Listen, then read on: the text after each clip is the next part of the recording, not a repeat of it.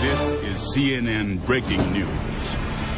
And hello again from CNN Center. I'm Natalie Allen. We want to bring you the latest on the breaking news that we continue to follow out of Chile, where a magnitude 8.8 quake hit about 90 minutes ago off Chile's coast. Yes, 8.8 quake, a very strong earthquake there this morning. There are power blackouts, we're told, reported in Santiago and in Concepcion, the largest city closest to the epicenter of this quake.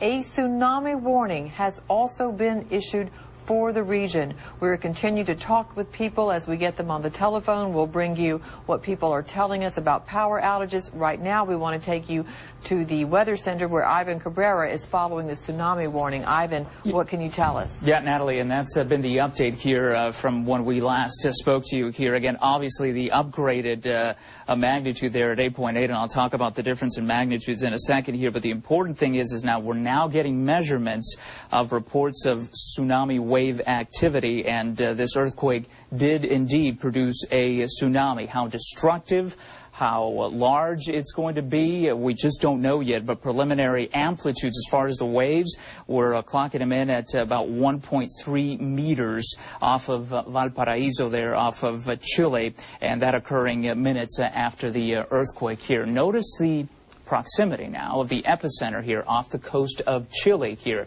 If a tsunami was generated, these travel about 800 kilometers per hour.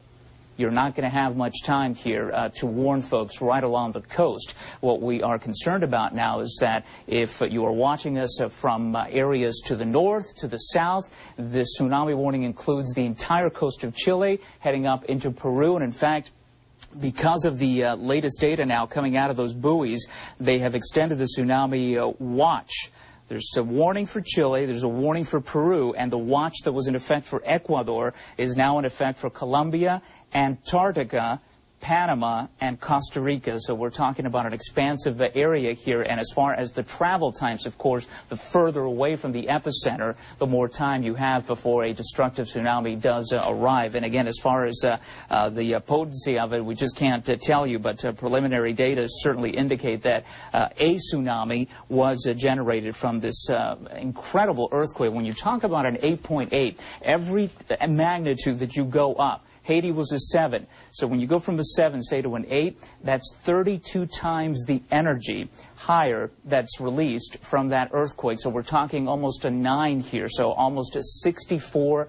Imagine the Haiti earthquake being 64 times greater in intensity as far as the waves that are propagated from that epicenter as that rupture occurs.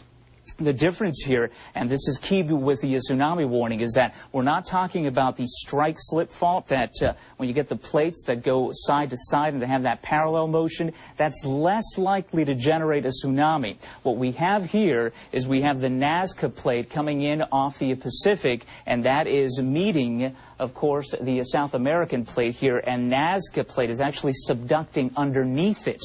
So what happens is when you get that earthquake, you get an up and down motion, and that generates obviously the earthquake, but also when you get an up and down motion, that can generate a tsunami. And in fact, with this one, it was generated. As far as how destructive it's going to be, it is just too preliminary to talk about that. But as far as, let's say the tsunami wasn't, let's say if it wasn't even generated, an 8.8 is going to cause considerable damage to structures. Forget the tsunami. I mean, just the earthquake itself is going to be a catastrophe for areas in and around the epicenter. Let's take you to our other weather source, 491. Because I want to talk about the perspective here and put it in perspective as far as our magnitude here.